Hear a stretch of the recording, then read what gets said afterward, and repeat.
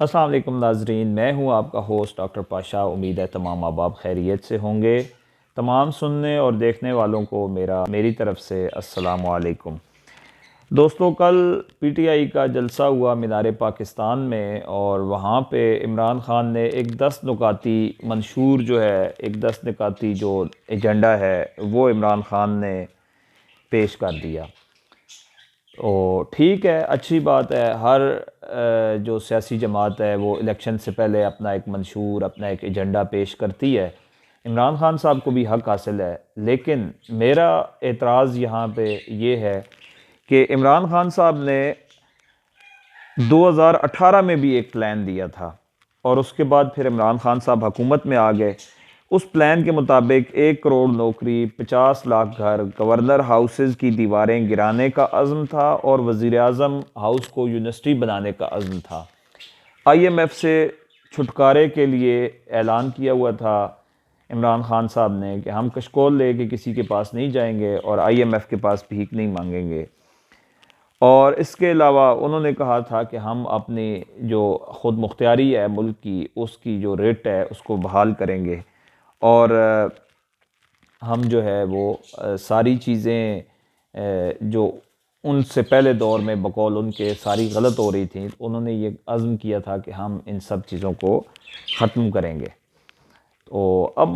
میرا سوال اتنا ہے کہ کیا عمران خان صاحب اپنے ان کیے گئے وعدوں کے مطابق 1 کروڑ نوکریاں، 50 لاکھ گھر، گورنر ہاؤسز کی دیواریں گرا چکے ہیں، اور وزیر اعظم ہاؤس کو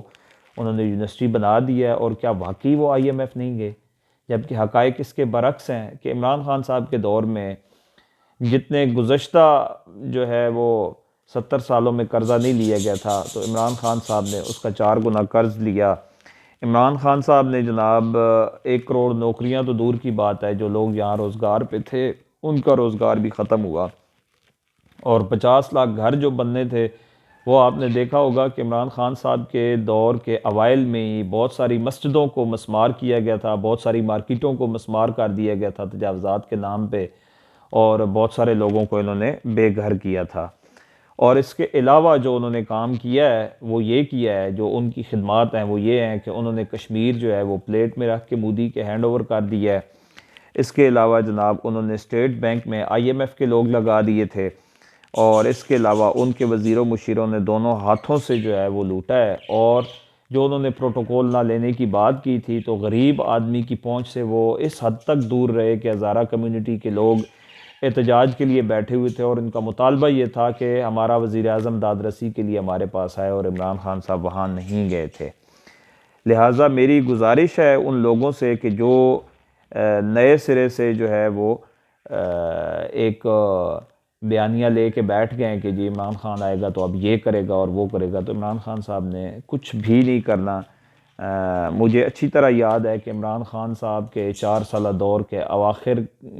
سے تھوڑے دن پہلے تک عوام عمران خان صاحب سے تنگ آ چکی تھی، ان کے اپنے سپورٹر ان کے پیچھے ہاتھ دھو کے پڑے ہوئے تھے، اور ہر بندہ ان کے خلاف تھا، اور سمجھ سے بالات آ رہا ہے کہ یہ سچویشن کیوں کریٹ کی گئی۔ کچھ اقتدار کے بھوکے لوگوں نے وہ عجیب طرح کے ایک پلاننگ کی، اور عمران خان صاحب کی گھٹیا سیاست کو دوبارہ ہوا دی۔ باقی پی ٹی آئی والوں کی عجیب منطق ہے۔ پی ٹی آئی والے کہتے ہیں کہ ان کے خلاف جتنی بھی کاروائیاں ہو رہی ہیں وہ ساری کی ساری پی ڈی ایم حکومت کر رہی ہے، کوئی اور اس میں ملوث نہیں ہے، جبکہ جو پی ٹی آئی کے دور میں ٹی ایل پی کے لوگ شہید ہوئے ان کے بارے میں پی ٹی آئی کے تمام جو کارکنان ہیں یا ان کے جو ذمہ داران ہیں یا ان کے M N As, M P A سارے کہتے ہیں کہ وہ اسٹیبلشمنٹ نے شہید کیے تھے۔ ایک بالکل یہ ان کے موقف کے اندر تضاد دیکھیں۔ باقی یہ ہے کہ یا تو یہ ہے کہ پی ٹی آئی کے خلاف جو بھی کاروائیاں ہو رہی ہیں یا تو وہ بھی اسٹیبلشمنٹ میں ڈالیں اور کہیں کہ اس میں پی ڈی ایم حکومت کا کوئی کردار نہیں ہے، یا پھر یہ ہے کہ مان لیں اس بات کو کہ ٹی ایل پی کے خلاف جو کاروائیاں ہوئی تھیں وہ اسٹیبلشمنٹ کی ایما کے اوپر نہیں تھیں، بلکہ وہ پی ٹی آئی کے لیڈران کی ایما کے اوپر تھیں۔ باقی سب سے جو دکھ بھری ایک بات ہے وہ یہ ہے کہ پی ٹی آئی کے لوگوں نے پاک فوج کے خلاف ایک بیانیہ بنایا ہوا ہے، مجھے نہیں پتا کہ کون اس بیانیے کے ساتھ ہے کون نہیں ہے، لیکن میری ذاتی رائے یہ ہے کہ گھر کے اندر جتنی مرضی لڑائی ہو جائے، اس لڑائی کا فائدہ ایٹ لیسٹ باہر کے لوگوں کو نہیں ہونا چاہیے، گھر سے باہر کے لوگوں کو۔ لیکن افسوس کی بات یہ ہے کہ پی ٹی آئی کے لوگ اور پی ٹی آئی کے موسٹلی سوشل میڈیا ایکٹیوسٹ ایسے ہیں کہ جو جناب ملک سے باہر بھاگے ہوئے ہیں اور وہاں بیٹھ کے پاک فوج کے اوپر الزامات لگا رہے ہیں، اور بہت سارے لوگ ان کے ایسے پکڑے بھی گئے ہیں کہ جن کے پاس اس طرح کے اکاؤنٹس جن کے اوپر سے فوج کے خلاف جو ہے وہ گفتگو ہوئی۔ باقی ان کے کہنے کا جو مدعا اور مقصد ہے پی ٹی آئی والوں کا وہ یہ ہے کہ پاک فوج جو ہے وہ امریکہ کی غلام ہے۔ یہ پی ٹی آئی کا بیانیہ ہے کہ پاک فوج امریکہ کی غلام ہے، اور یہ سرین، یہ کوئی ڈھکی چھپی بات نہیں ہے، یہ الفاظ یہ باتیں یہ سرین کرتے ہیں۔ لیکن میرے کچھ سوالات ہیں، اگر پی ٹی آئی کا کوئی بھی ذمہ دار یا کوئی بھی کارکن میری ان باتوں کا جواب دے سکتا ہے تو میں اس کے سامنے بیٹھنے کو تیار ہوں کہ اگر پاک فوج امریکہ کی غلام ہے اور امریکہ کے جو ہے وہ کہنے کے اوپر چلتی ہے، تو امریکہ کی شدید مخالفت کے باوجود پاک فوج نے پوری ذمہ داری کے ساتھ جو ایٹمی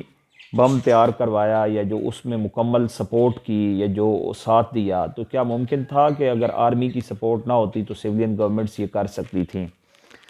دوسری بات یہ ہے کہ اگر پاک فوج غلام ہے تو اسرائیل کو تباہ کرنے کے لیے 5000 کلومیٹر کی رینج کے میزائل کیوں بناتی؟ کیونکہ یہاں سے 5000 کلومیٹر کا فاصلہ ہے اسرائیل کا، اور ہمارے پاس اسپیسیفکلی اس طرح کے میزائل بنے ہوئے ہیں۔ اور اگر پاک فوج امریکہ کی غلام ہے، امریکہ کی شدید مخالفت کے باوجود چین سے دفاعی معاہدے کیوں کرتی؟ آپ سب کو پتہ ہے، جتنے لوگ اس ویڈیو کو دیکھ رہے ہیں ان کو پتہ ہے کہ امریکہ اور چین کی آپس میں نہیں بنتی، وہ دونوں ہی اپنے آپ میں سپر پاور کہلاتے ہیں۔ تو امریکہ نے چائنا کے اشتراک کے ساتھ دفاعی معاہدے کیوں کیے؟ اور سیاسی اختلاف جو ہے وہ رکھیں، لیکن ملک و قوم کے دشمن مت ہوں۔ اور میری آپ لوگوں سے یہ گزارش ہے کہ اگر آپ کے پاس ان سوالات کے جوابات ہیں تو آپ میرا سامنا کریں، ورنہ عمران نیازی کے جھوٹے فتنے کا جو ہے وہ آپ اعلی کار نہ بنیں، اور اپنے وطن کی جو فوج ہے اس کی مخالفت کرنے کے بجائے، بلا وجہ بے جا تنقید کرنے کے بجائے اپنی فوج کا ساتھ دیں اور اپنے شہداء کے ساتھ کھڑے ہوں۔